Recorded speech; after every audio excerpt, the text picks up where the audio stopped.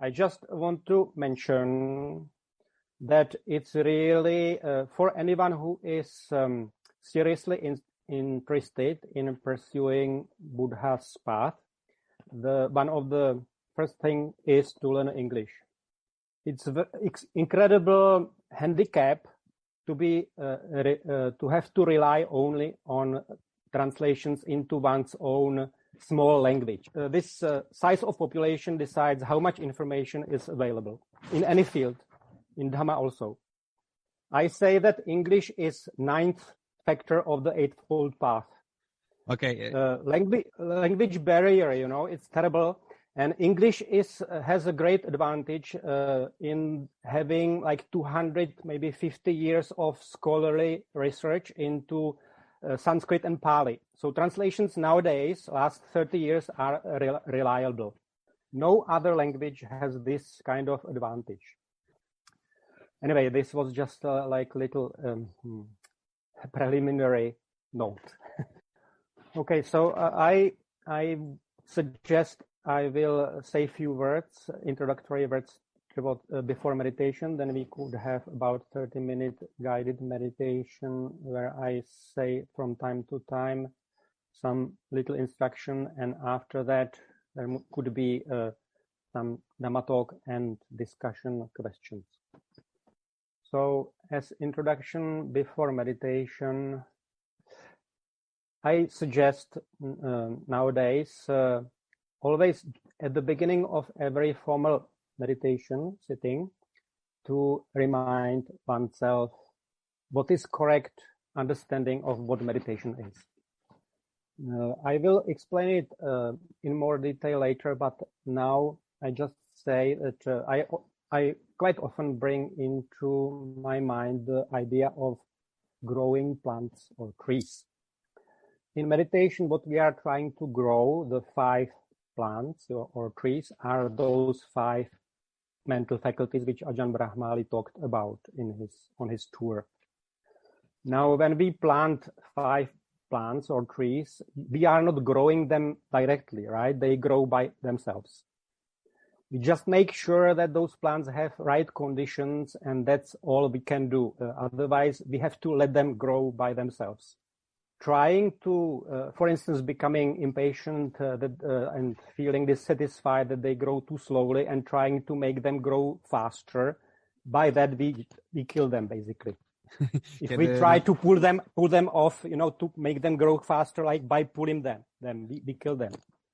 Once we understand exactly what conditions we can affect and what we have to let grow by itself, then it grows. If we understand it correctly, that's the fastest possible way. And now, how quickly those 5 plants are going to grow, that depends solely on how much we meditated in the past. It's in this way in any field of activity. For instance, if someone is born as a musical prodigy, learns to play piano as virtuoso in 5 years, in the age of 5, that's because that person practiced piano in past lives, So such person is already born with those abilities. In meditation, it's same. If we had practiced meditation in past lives a lot, then we are born as meditation prodigies. And when we happen to come across meditation and start practicing our meditation, those 5 faculties grow quickly. But if we had not practiced meditation in past lives a lot, then we are now at the point where we are, and we need to start practicing and building up those 5 faculties now.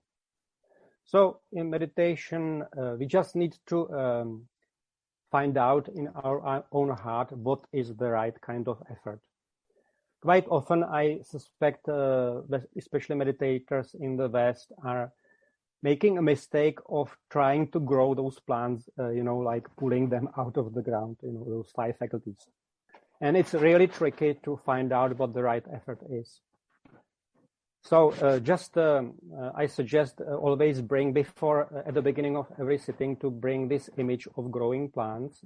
Those plants are 5 faculties, like it means faith, effort, mindfulness, stillness, and discernment.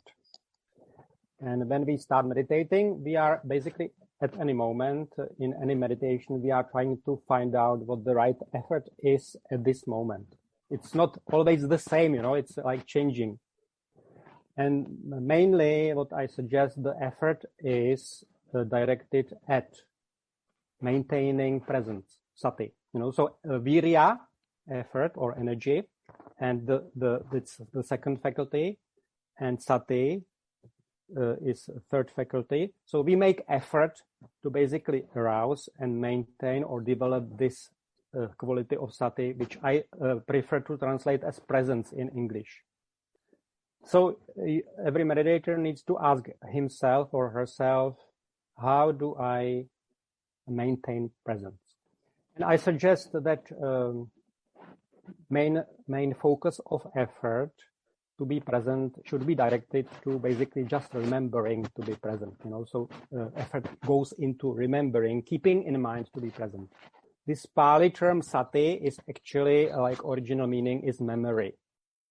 I think there is very deep reason behind why the Buddha chose this word to to describe or designate this faculty. Basically, because even if we talk about it as presence, it's actually remembering the moment which has just passed. So it's always remembering, even as present moment awareness. It's also remembering just one moment before. And how to keep remembering the present moment. That's what you ask yourself at the beginning of meditation, and then the mind sort of knows where the effort should be mainly placed. Okay, so maybe now we could start a little bit with the meditation. I prefer to give guidance during meditations by just describing what I am doing. I don't give orders, close eyes and so on. I just say I'm closing eyes and I do this, I do that, and people can choose whether they follow it or not. So I'm not giving orders. So now we have about maybe 25, 30 minutes for meditation. So I close my eyes. I take a deep in breath, and with the out breath, I try to relax my body as much as possible. Can do this twice or three times, simply to bring as much relaxation into the body and into the heart also.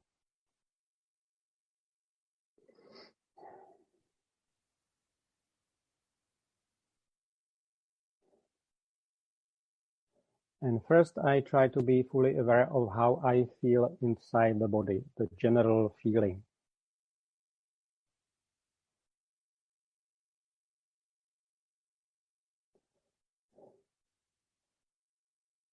Central feeling inside the heart, in the middle of the chest, maybe.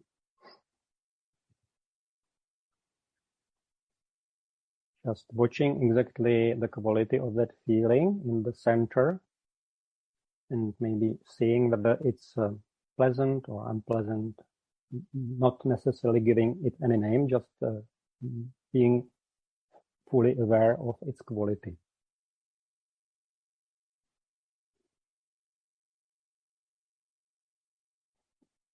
And the general bodily posture, how it feels, the sitting posture, the upright position of the trunk and legs and arms, how they are positioned and how it feels, that posture.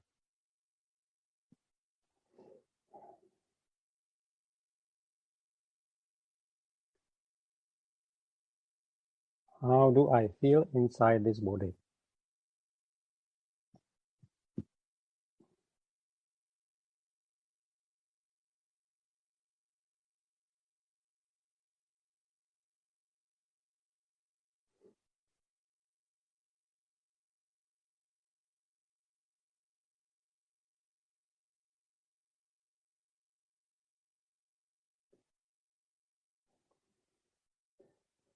And now I can notice that as I am fully present inside the body, this quality of presence or sati is here.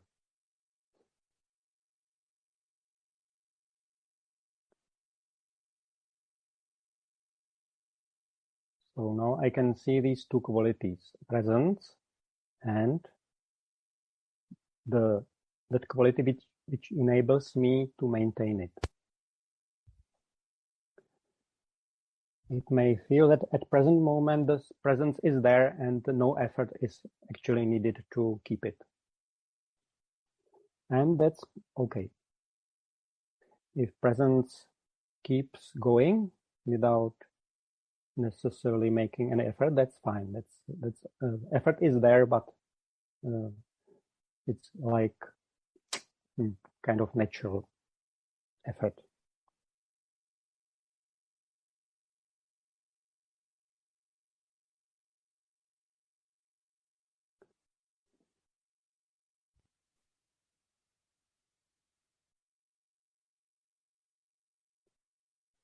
So I am using these bodily feelings, bodily sensations as kind of anchor to stay in the present moment with something which is present, which is real. Basically anything within the body which attracts my attention, that I use as anchor in the present moment.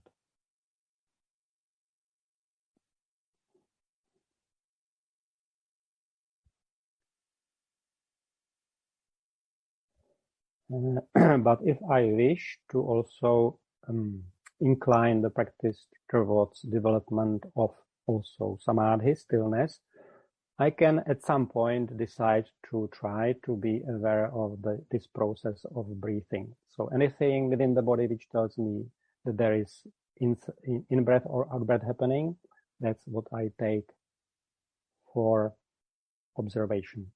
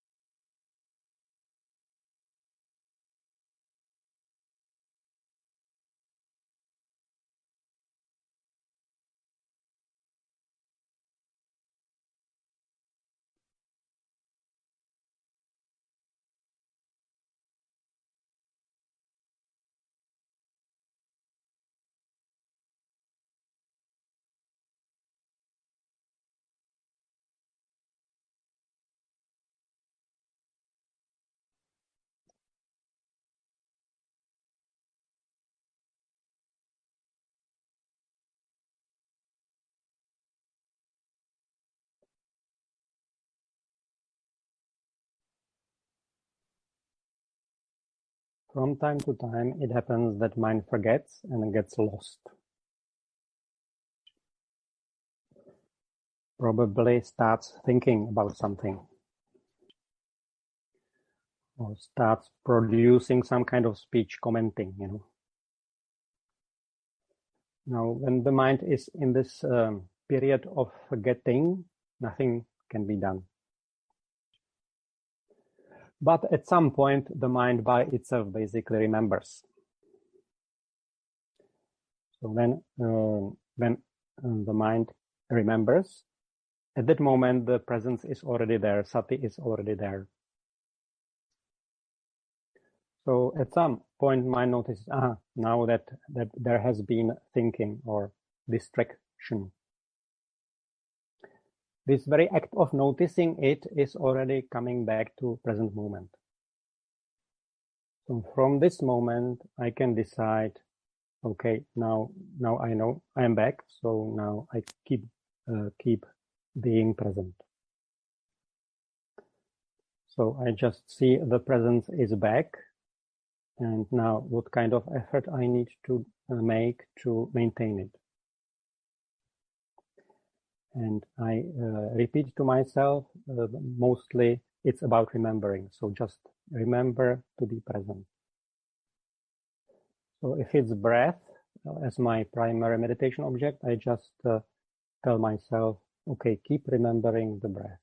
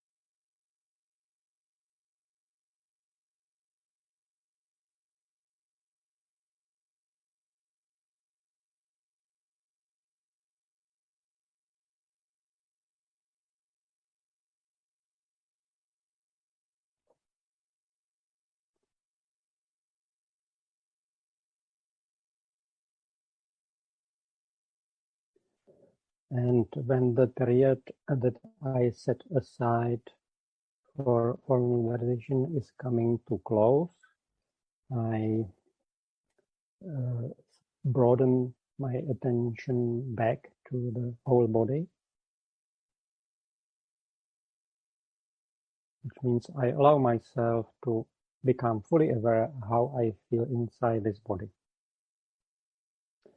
Central feeling.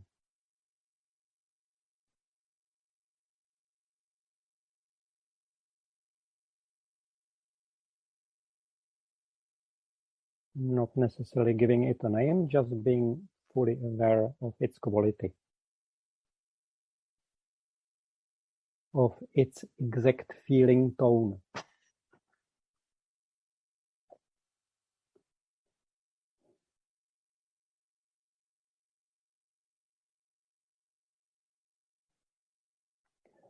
And then I realize how my arms feel, legs, feet, upright position of trunk. How is this upright position maintained? That means some kind of tension along the spine, in muscles there.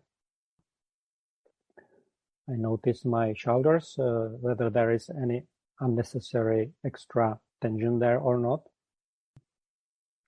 If it is, then I just try to relax it still. Face, how it feels.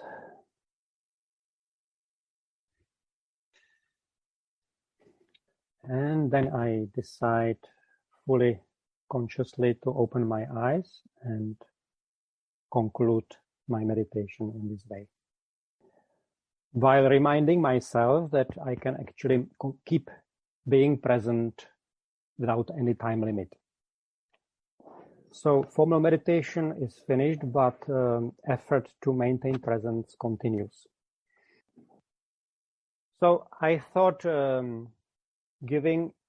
might give you a little bit more, little different perspective on these 5 faculties, 5 pancha indriya. Nevertheless, I start a little bit more broadly at first. As you know, Buddha was teaching Dhamma in such a way that he was quite often structuring it around different lists. And these lists are like tools for gaining knowledge. In different circumstances and different situations, we can skillfully apply or take as a tool different lists. But there are some basic, like universal lists or matrices, matrix, which apply to all situations. So first, I think the most important list is 3 factors: dana, sila, bhāvanā, which means generosity, virtue, and cultivation. Now, these are like 3 pillars, what I call 3 pillars of Dhamma practice. We need to incorporate in some way all 3 of those, Now, what I realized that basically monks or monastics don't practice much dana.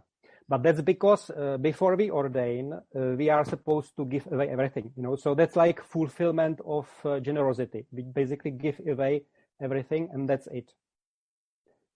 So we fulfill this dana, and then we practice, of course, sila and bhāvanā. Sila, we have many more rules than lay practitioners, and bhāvanā is basically our profession. As lay practitioners, of course, you cannot give away everything, but it's really important to practice this generosity as you can. Sila is maintaining 5 precepts. And bhāvanā is usually translated as meditation, but I suggest the better word is cultivation. I think cultivation conveys much more broader meaning, general meaning. meditation, people usually understand just formal meditation. So first you have to have time set aside to sit down and close eyes, and that's meditation. That's Bhāvanā. But if we instead use the word cultivation, I think it conveys more general meaning, and it conveys the meaning that it can be actually practiced at any time, under any circumstances. And what do we cultivate? And as you probably already foresee, we cultivate these 5 faculties. Now, I wouldn't go as far as to say that 5 faculties are like alternative to eightfold path, so you can take either eightfold path or 5 faculties, and when you take 5 faculties, you can forget about the eightfold path. I don't think that is the case. I wouldn't go that far. The eightfold path is one of the 4 noble truths, and it's basically the very fundamental teaching of the Buddha. But if we realize that actually 4 of the 5 faculties are also factors of the eightfold path, we can see that it widely overlaps. Eightfold path, what is there and what is not within 5 faculties is right action. So sama vacha, right speech, right action, and right livelihood. These are also very important things to maintain and develop. But when we come to this 3rd pillar of Bhāvanā, what we mainly focus are these 5 faculties, and that's what we cultivate. And now you know probably those 5 faculties: Saddha, Virya, Sati, Samādhi, Paññā. I also recommend everybody to become very familiar with these Pali terms, not just translation into your own language, but actually eventually to start using Pali terms, because it's much better, less prone to mislead. Now, there is this natural progression among them. So it starts with Saddha, faith, how it happens that one acquires Saddha. So it was like that at the Buddha's time, and it's also at our times. Simply one needs to come across Buddha's teachings. At Buddha's time, nothing was written down. So the only way to come across Buddha's teaching is to hear Dhamma teaching somewhere. This is called Dhamma Savana, hearing of the Dhamma teachings. Now, when it happened that people heard Buddha or one of his enlightened monks to teach, sometimes they acquired faith, sometimes they didn't. Kind of interesting how it happens that someone acquires faith and someone doesn't. Even at Buddha's time, some people, even they met Buddha, the best and best possible teacher that can exist, and they still did not become his followers. Now, at our times, we also have written texts, so now it's possible also to come across Buddha's teaching by reading a book, and that can also work, And it's okay if someone acquires faith by reading and then goes and meets a teacher in like a living teacher. Nevertheless, there is vast difference between listening to instruction in life, like living teacher, receiving instruction, like this life interaction, and on the other hand, just reading a text or a book. It's not the same. Okay, so at some moment we come across Buddha's teaching, and it inspires us, so we acquire faith, Saddha. And then it's kind of natural to start practicing. So we start making effort, virya, and the first step, directing effort to develop this other faculty, sati, or presence or mindfulness. And that's kind of core of Bhāvanā at the beginning, and quite a long time, simply effort to cultivate this quality of sati, presence. And if we understand Bhāvanā as cultivation, we can see that this presence, this quality can be cultivated at any time. And I would say it's kind of imperative for especially lay practitioners to understand cultivation in this way, because you don't have all the time that we have as monks or monastics for formal meditation. So if you wish to progress on this path, you really need to understand this fact. The cultivation of presence can be done at any time. Sometimes lay people ask whether it's possible to become enlightened as lay person, lay practitioner. So only recently I came up with this, I think, quite good answer. I asked, is it possible to become like violin virtuoso, as if you do this violin playing as a hobby? You go to job, work for 8 hours, I don't know, you come back and maybe play violin for 1 hour. Is it possible in this way to become like concert player? The answer is, it's possible if you are born as a violin prodigy. But how many violin prodigies are there? Now, difference, of course, is that for us monks, we become monks or nuns, I don't know, simply to have all the time possible for meditation. We are like meditation professionals. It's like someone who is trying to become a violinist, a professional violinist. Also, he has it as a profession, so he doesn't have to do other work. It's like his work. He's playing 6-7 hours a day. I used to, by the way, train as guitar player for 6 or 7 hours a day, in the past. So I know what it is. Anyway, but what is different from playing violin, that you can only play violin when you don't do anything else. But fortunately, Bhāvanā can be practiced at any time under any circumstances. So whether it is possible to attain enlightenment as layperson depends solely on how much you practiced meditation in the past, also including past lives, and how much you are willing to cultivate presence, at any time. And by the way, I realized this quite a long time ago, but still, even now, I sometimes catch myself in this caught up in this idea that I have to hurry to be back on my sitting cushion, before I can meditate. Some habits, mental habits, are kind of very difficult to get rid of completely. So we need to be really careful to remove this idea that we can meditate only when we have time from the mind. Now, when it comes to these two faculties, virya, effort, and sati, presence, I suggest to define what we are aiming at in different way than it's usual.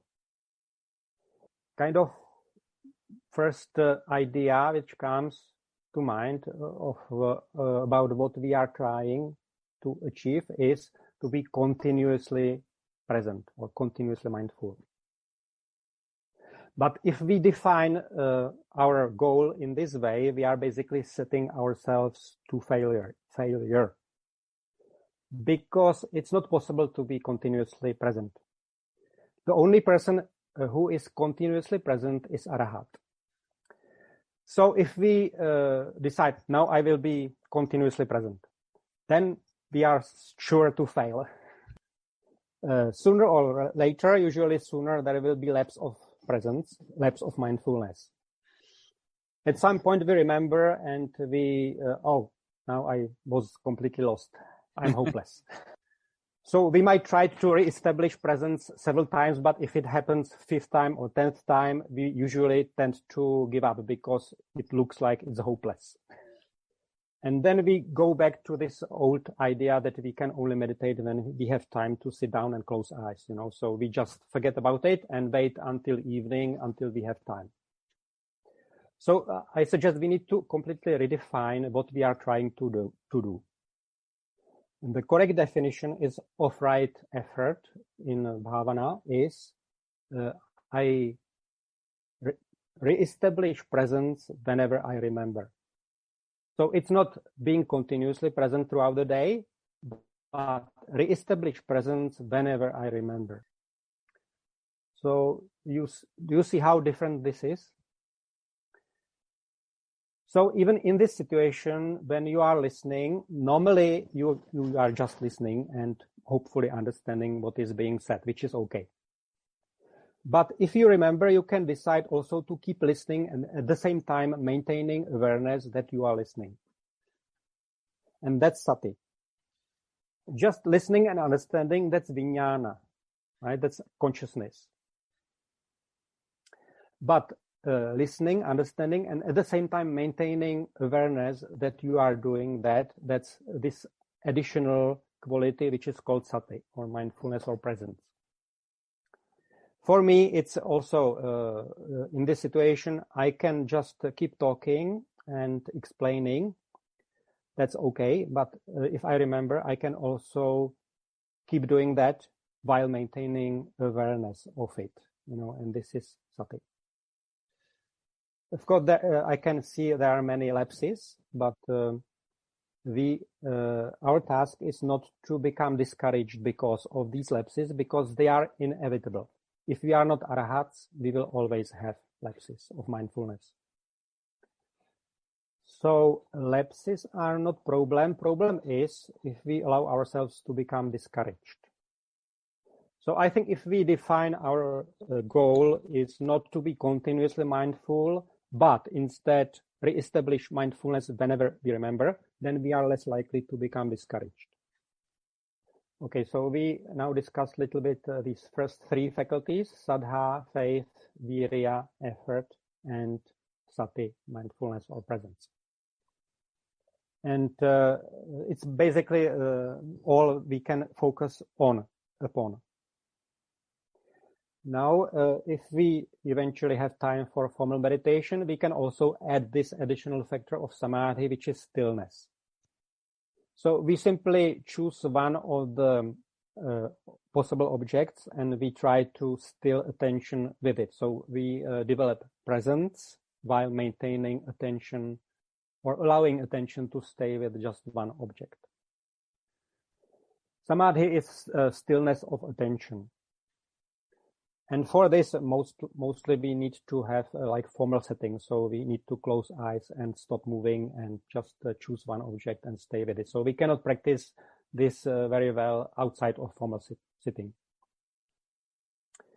But if we practice presence outside of formal meditation, a lot, then when we come to formal sitting and try to still attention, it's much easier because this foundation of presence has been strengthened quite a lot, So then within formal sitting, development samadhi is relatively, or should be relatively easy.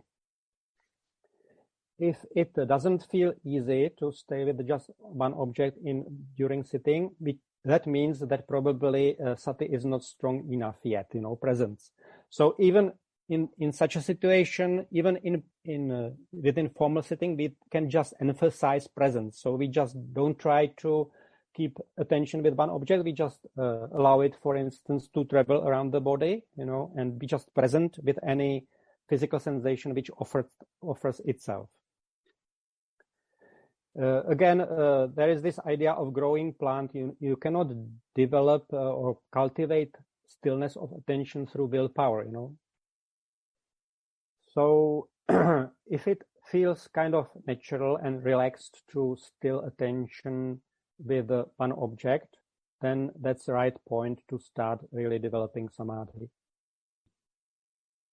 If it doesn't feel relaxed, if there is this sensation of repression, or something, then we can at the moment forget about stillness, samadhi, but we need to emphasize really the presence.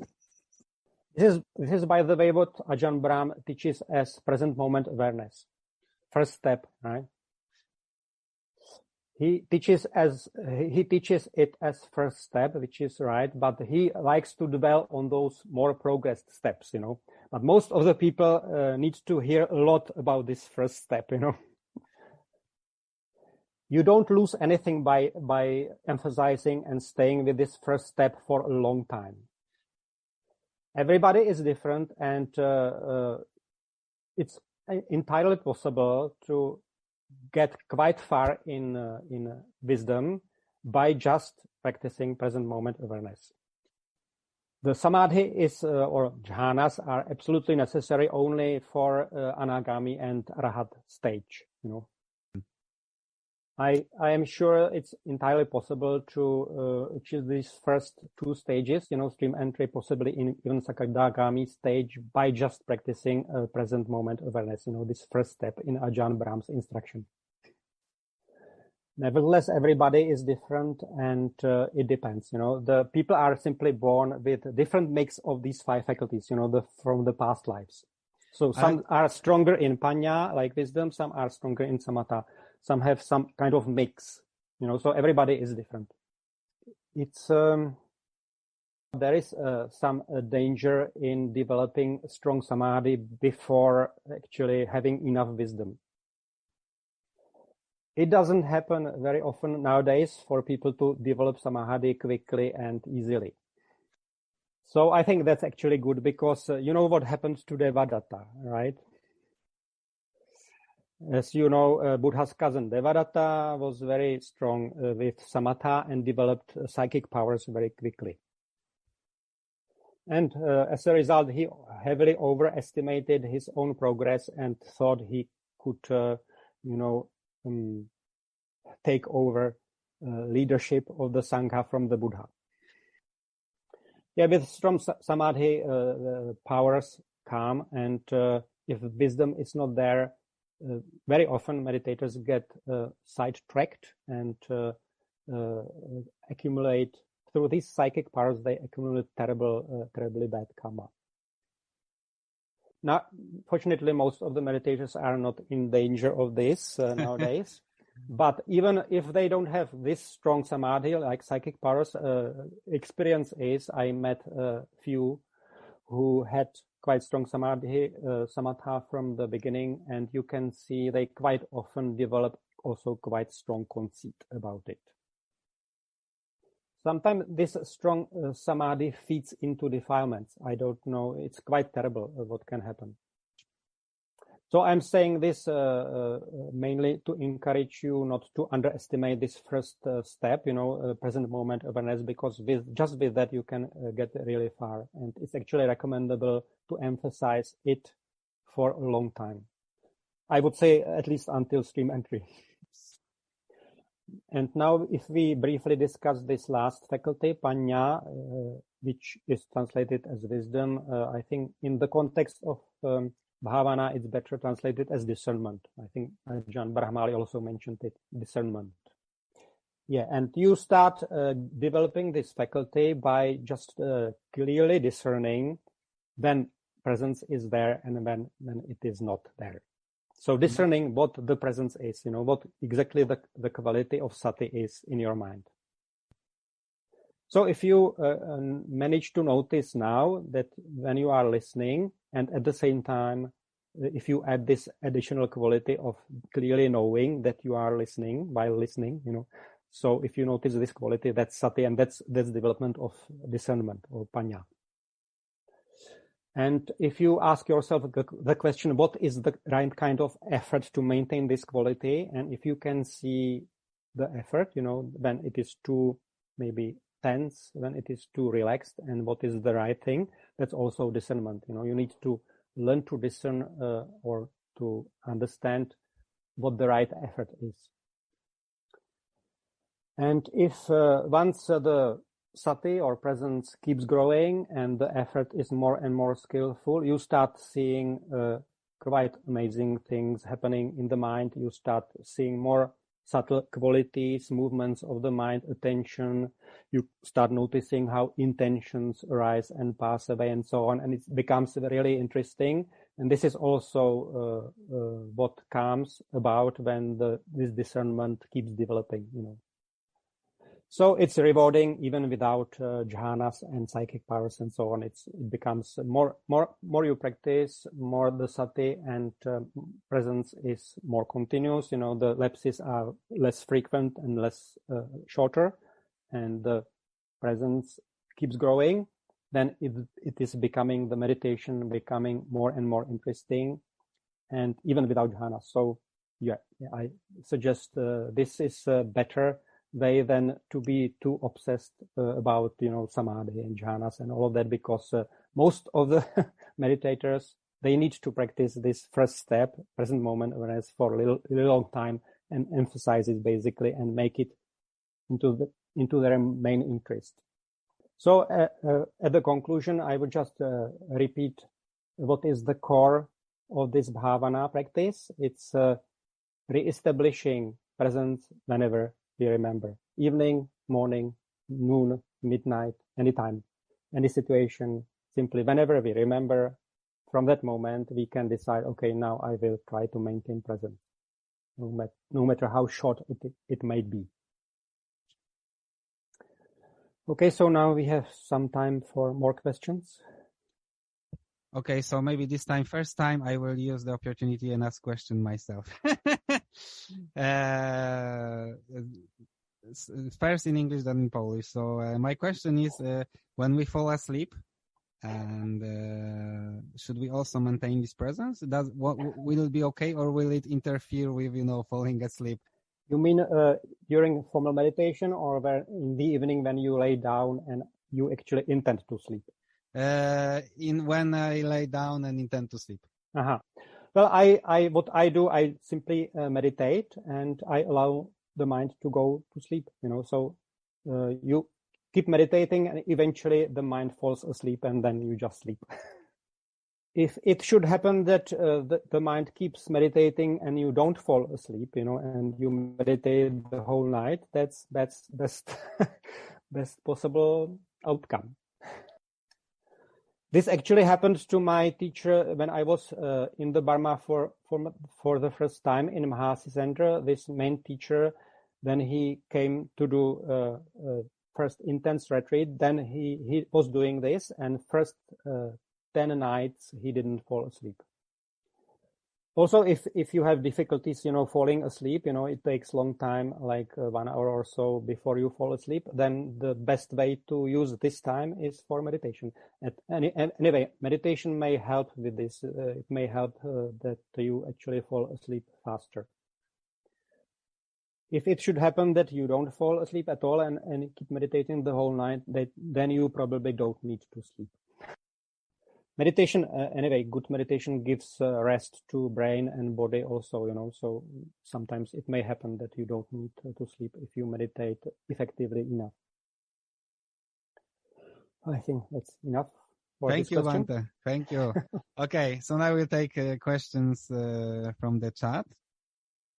So how should we keep motivating ourselves, especially after many years of practice when the mind has calmed down and it doesn't have so much suffering?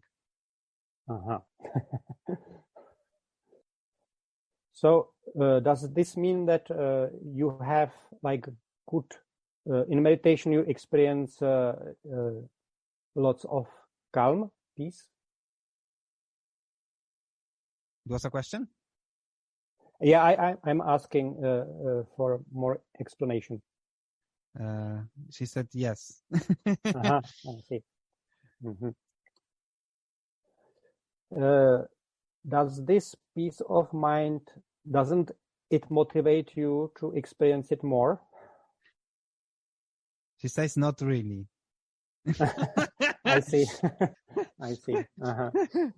Well, there are many ways of motivate oneself. The reflection on death, Marana Sati is one of them.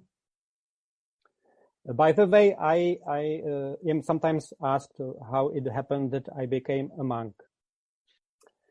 It took me a long time to come up with a short answer, because it was a long process, and I always thought I need to give the full explanation.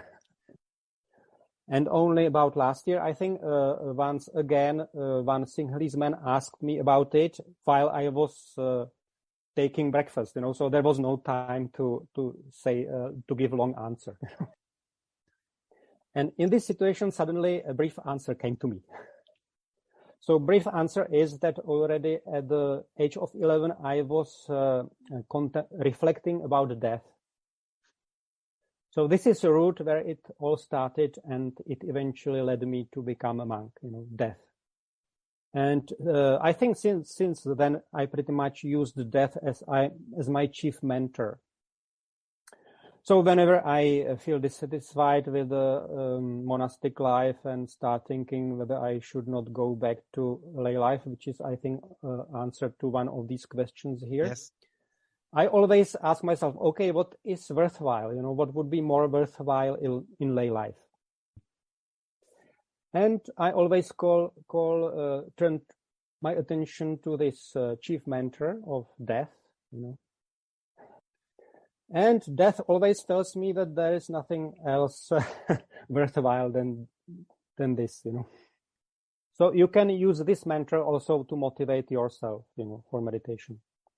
So you may reflect, you never know when this moment comes. You have no idea where you will be reborn after death, it's not end. Buddha said that a far greater majority of beings are reborn in lower realms after they have been reborn as humans. It's very rare to gain another human rebirth after this one, and it's even more rare to be reborn as Deva and so on.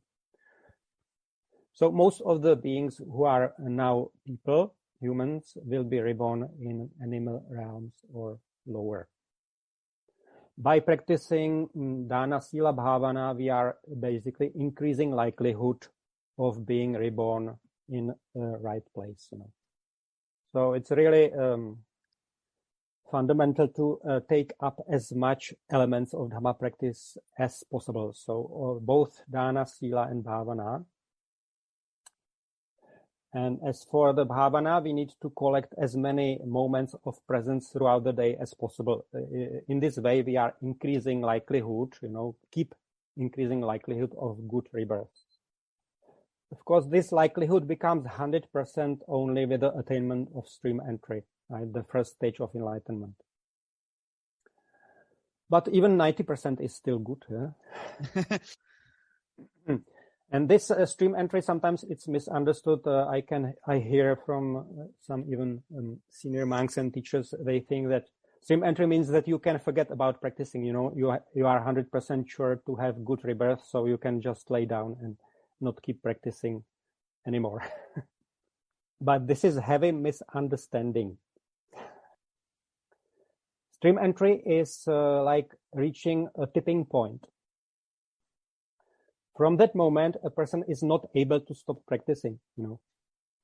It's impossible. The understanding of suffering reaches such a point that it's impossible to give up practice. So from that moment, it's impossible to go to lower level of virya, effort. By the way, this is one thing which I wanted to mention and I forgot. Buddha, there is a chain of little suttas in Samyutta Nikaya where Buddha teaches how to measure progress on the path. Like real progress, sometimes people decide they have some special experience in meditation, they put this label of stream entry on it, and then they think they have it. But the only real reliable measure of progress is development of 5 faculties. So if presence stays with you throughout the day, like 25% of time, maybe you might be stream entered. In these suttas, the Buddha says, the person who developed these 5 faculties completely and fully is arahat. The person who has developed them just slightly less is on the path to arahatship. Still slightly less than that, that person is anagami. And so on. In this way, he goes through all the stages of enlightenment, 8 of them, or maybe 9, because he mentions also the 4 steps before stream entry, sadhanusari and panyanusari, those who are not stream enterers but are sure to become stream enterers in that life. Also they have still like less developed these 5 faculties, but still to a quite large degree. So if you ever find yourself wondering how progressed you are, simply ask yourself how continuously your mind is present throughout the day. And if there is still many lapses, which usually is, then you know where the field of work is for you. You need to increase the, strengthen the presence. This is only honest way to assess one's progress, not special experiences in meditation which come and go and never come back.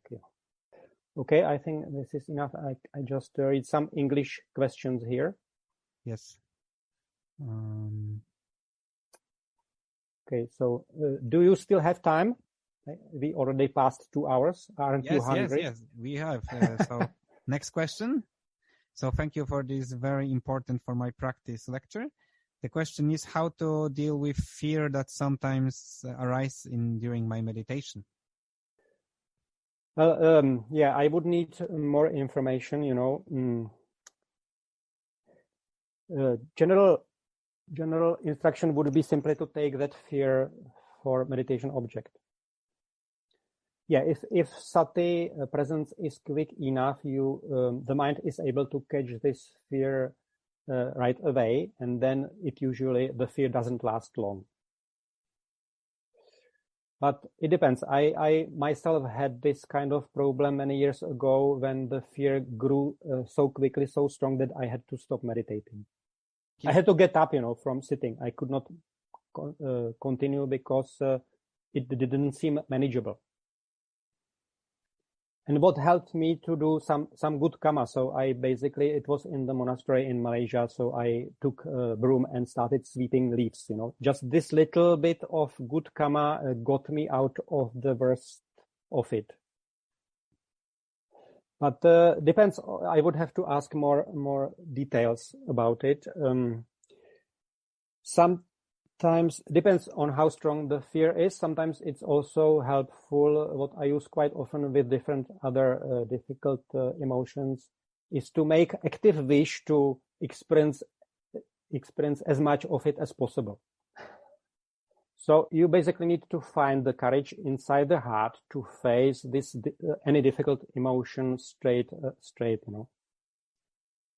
And developing this active wish for this unwanted emotion to grow and to experience full intensity of it. This is called in psychology paradoxical intention. I found it very, very often very helpful because as soon as you can do it, make this wish really effectively, it basically almost completely cuts off that emotion quite quickly. As for the fear, it may also help to look what led to that fear. Shortly before there was some kind of attention directed to something. And maybe that was the cause of the fear arising. So you can decide to pay attention to something else, Or you can try to make a friend with fear. Because it can be also useful teacher because basically we can understand meditation also as a training for skillful dying, And during death, it's quite likely that at some point fear will arise in most of the people. If we had done enough meditation practice, which means if we had cultivated these 5 faculties enough, we may be skillful enough to deal with the fear in such a way that it doesn't affect our rebirth.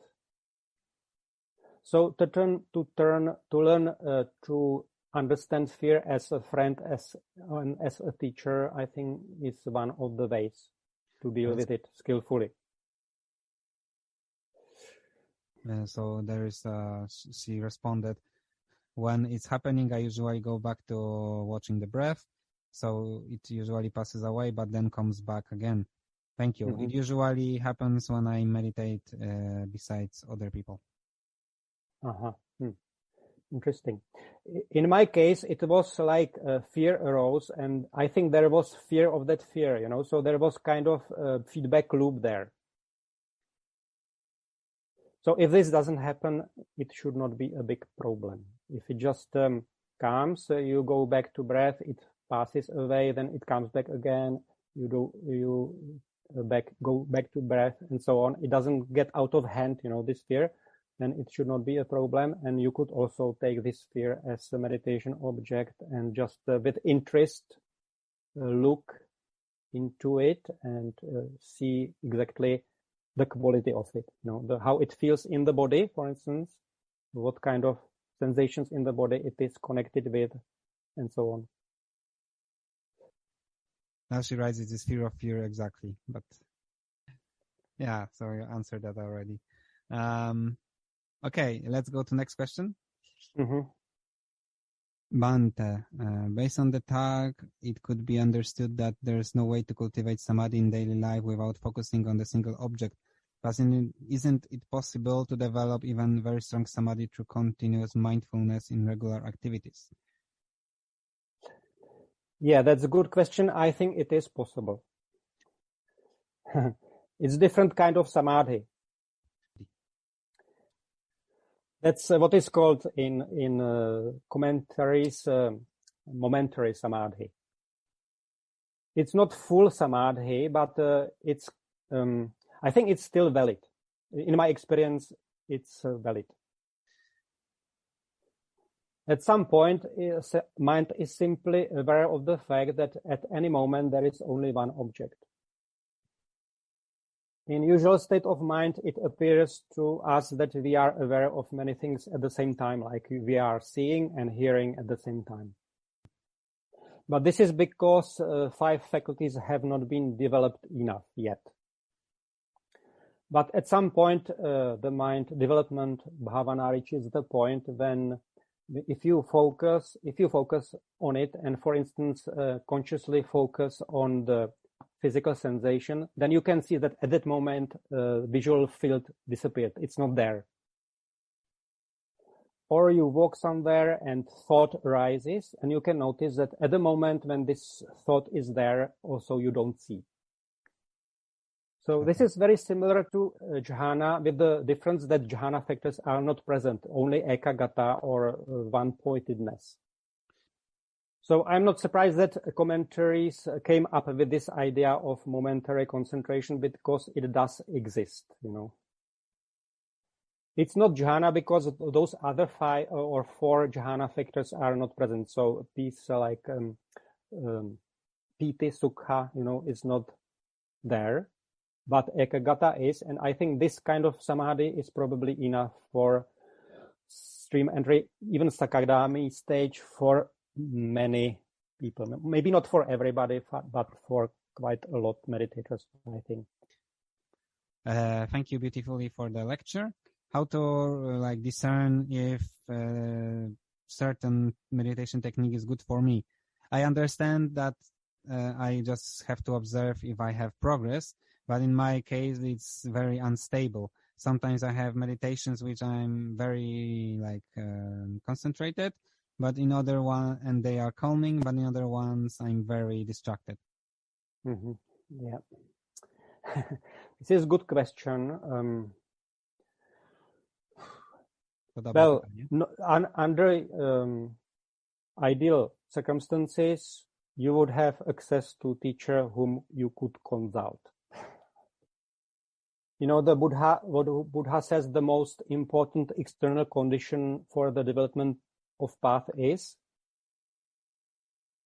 So the most important external condition is voice of another, parato ghoso in Pali. Basically, what we are trying to do in meditation is somewhat similar, like trying to lift ourselves, with pushing. Why it is important to rely on a realized teacher is basically it's like point outside of ourselves, which we can use as support. The only person who reaches enlightenment without any external help is the Buddha, Sama Sambuddha, and it's very rare occurrence. Once the Buddha arises and starts teaching Dhamma, then it becomes much easier for everyone else to also realize the truth. Now we have books, and sometimes people think that books are enough, but that's not enough. You also need to have like a life teacher who can determine whether you understand what you read in book correctly and who can give you personal advice. Nevertheless, we are living 25 centuries after the Buddha, and the conditions we have are very far from being ideal. So even I, as a monk, I have been living with teachers and monks for a long time, but I had to find out many things on my own. So I think it's good to know that teacher is important, but also to keep practicing even if we don't have access to qualified teacher. And to assess for yourself whether meditation technique is right for you or not, it's not easy. And one quality which one needs to pay attention to is what Ajahn Munindo calls agility. It's a very interesting quality which I cannot find any counterpart in Buddha's discourses. The agility is ability to adjust approach and to change approach and to change understanding of meditation when it is required. So not to be too rigid, and not to be too like grabbing just one approach or one method. Anyway, the instruction I was giving here is what I developed myself after all these blunders, 15 years and so on. I changed a lot last like 5 or 6 years, and this what I have been teaching to you today is fruit of that that process of last 6 years. After I almost basically died, I hit the wall. What I had been doing in meditation didn't work anymore, and I knew I could not continue with it. And if I didn't change, I would basically die. So I was forced eventually to change and start experimenting and become more agile, agility. And then I realized what was wrong in my approach to meditation practice and so on. And that's what I try to explain here quite a lot. So if you just this basic practice of re-establishing presence whenever you remember, that's you cannot go wrong with this, Yeah, that could go quite far. Sometimes people have some kind of idea how meditation should go, and they don't examine this idea, whether it is actually correct idea, So they have this idea and the meditation doesn't go according to that idea, and then they think they are failing. But it may be that this idea is actually wrong, and the meditation as it goes, it's exactly how it should go. This is kind of quite a complex thing to realize. Yeah, so this many of these wrong ideas about meditation can be overcome if you keep reminding yourself what I was talking about. So mostly these 5 plants, So how quickly they grow, you cannot influence. As soon as you realize what the right effort is, it should be relaxed, and it should be kind of effort which can be maintained without any time limit. Sometimes if you do too much effort, you cannot do it after some time. You get exhausted. If that happens, that was wrong effort. So you need to change. You need to find out what kind of effort so that you can maintain it. And once you have it, you have to remind yourself that you cannot do anything more. So you just need to wait until those 5 faculties grow by themselves. And if it takes several lifetimes, you cannot do anything else. You cannot do more. So you need to keep reminding this. And if frustration, for instance, arises because you think you are not progressing quickly enough, then you need to again repeat yourself. Okay, no, don't be frustrated. It can go only this way. Okay, I translated it, maybe not perfect word to word, but the meaning is there. That's okay. People really need to learn English. Okay. Okay. We go on. Next question. So, if the present moment and its awareness of present moment creates a lot of suffering, is it wise in this situation to look away from it and turn attention to different object? I think I see.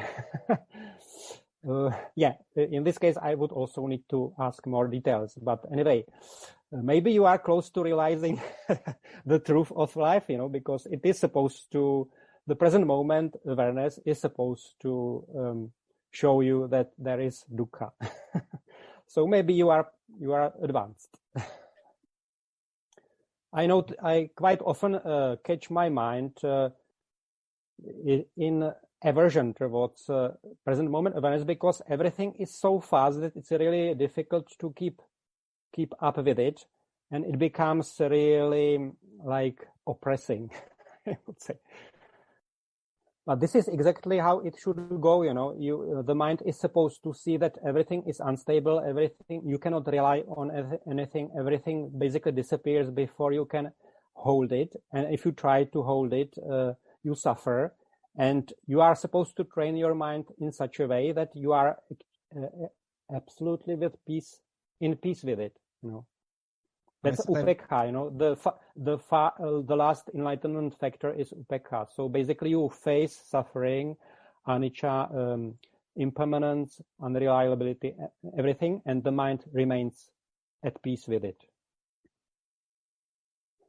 Developing 5 faculties is basically like developing mental muscles. Arahat, who developed these 5 mental muscles to the ultimate degree, is able to face anything. Mahamoggallana, for instance, was killed by rental killers. So imagine 5 rented killers are coming to cut you into pieces, and you remain completely at peace with it. And you are able to do that because you develop these 5 faculties and also 7 enlightenment factors to the ultimate degree. So you have this very stable upekha. Anyway, I would have to really know the details of what kind of suffering it is, when you are present, and maybe it's the right kind of dukkha. Okay, so the next one is that the experience of emptiness, of the void. I suppose it relates to this fear question, that there is this, at some point, the experience of the void of emptiness. So once again, the person experiences emptiness and then fear arises? I think so. Uh-huh. Yeah, so I would recommend, it depends again how strong faculties are. If they are strong enough, you can look into why the mind becomes fearful of emptiness. You need to go to the root of that fear. So if sati is quick enough, you should be able to catch it quickly and see what is behind it, the root cause of that fear. Probably some identification. There might be attachment to self there behind it. Yeah, but you need to really look into it, I cannot know. Okay, I think last question. Where can I find a teacher that will help me on my... Good question. Dobre pytanie. I also don't... I had many teachers and I don't have any anymore. I had to find out many things for myself, and I myself am at the stage that I think there is no teacher for me. I have to continue on my own. And it's problem everywhere, so we need to know that teacher is important, but at the same time, we should not get discouraged when we cannot get one, cannot find one. And we just need to make use of what we have at our disposal, books, and occasionally if we meet some more experienced meditator. We can ask questions, and even then, it's not sure that the advice will be correct because, for instance, in Burma, Burmese approach is probably well suited for Burmese, but not for most of the Westerners. It's too pushy, and if Westerners come to that kind of environment, even if they don't get much instruction from the teachers, but these vibrations are in the air, they are basically misled into making wrong kind of effort. So these Burmese masters, in Sri Lanka, not many teachers, and in Thailand, I don't have much experience. But what I heard from other Westerners who are coming from Thailand, one very devoted disciple of one famous master who had been with him for many years, and eventually after 15 years, he also came to conclusion that Thai teachers basically cannot teach Westerners, that it really takes a Westerner to teach a Westerner well enough. And even if we limit ourselves to teachers in the West, the developing one's own mind is one thing, but being able to teach it to others is completely different one. So people differ in how skillful they are in teaching, meditation to others.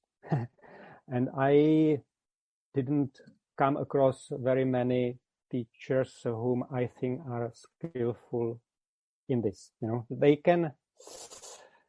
And anyway, for instance, Ajahn Chah tradition, it's they are good in building foundation, strong foundation. When people become and ordain, become monks and nuns, they build this kind of basic foundation, but they don't teach, they don't give personal advice, So I think this is kind of idea in Thailand that basically everybody has to find out his own way, which is not completely incorrect. I think it's better to let meditators to find their own way instead of giving them wrong advice, Anyway, so we need to simply make use of what we have at our disposal, which means learn English well, have enough sufficient knowledge of Buddha's discourses from Sutta Pitaka. English translations are, I think, reliable enough. So if you know English, you can study and acquire enough of knowledge of the Dhamma. You need to practice all three pillars. It means dana and sila. In that you cannot go wrong, So any generosity and any sufficiently consistent maintenance of 5 precepts is good.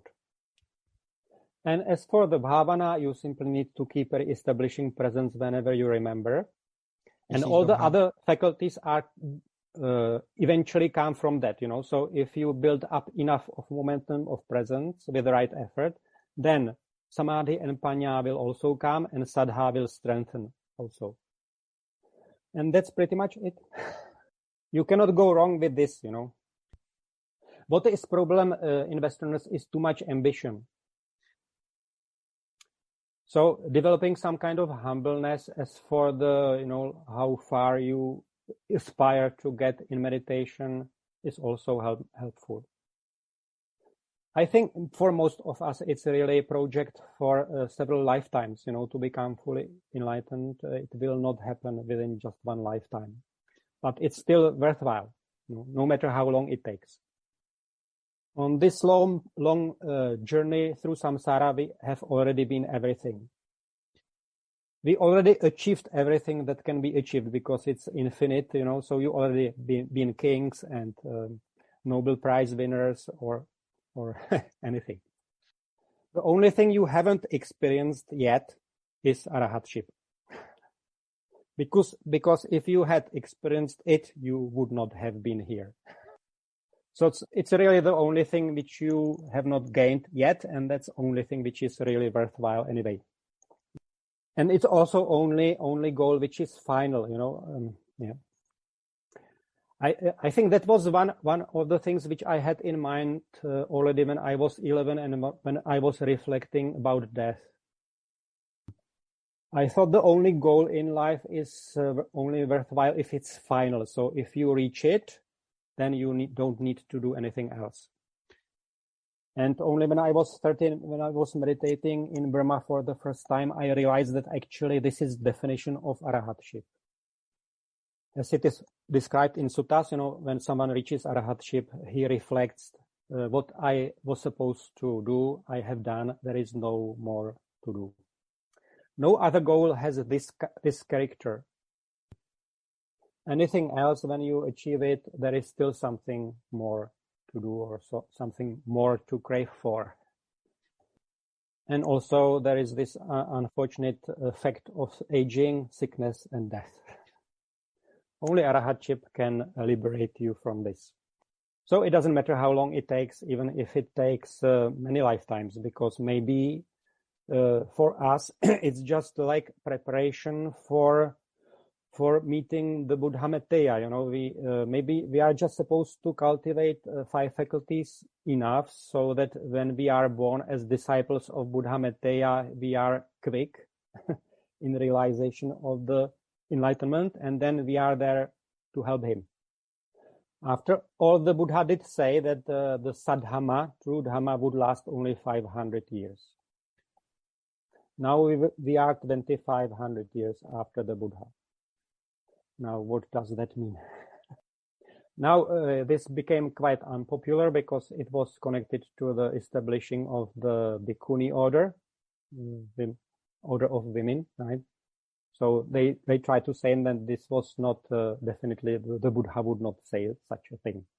And we still have Buddhism here 25 centuries ago, so he was wrong.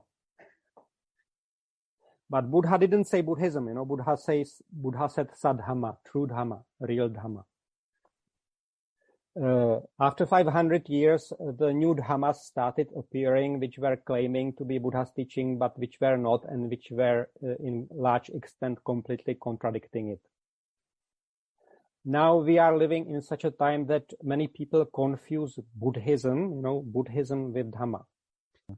So one of the things to keep remembering is that Dhamma and Buddhism are 2 different things. It's not the same. Buddhism is British invention which appeared in writing only in 1801 in one booklet.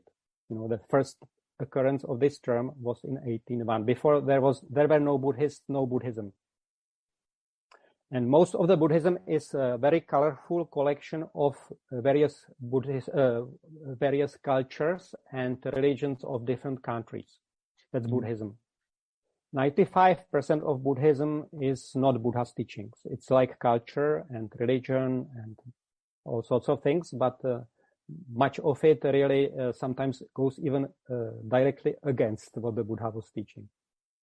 So I really learned to use Buddhism almost not at all, I'm Buddhist. I don't say Buddhism, I don't say Buddhist, I say Dhamma and so on.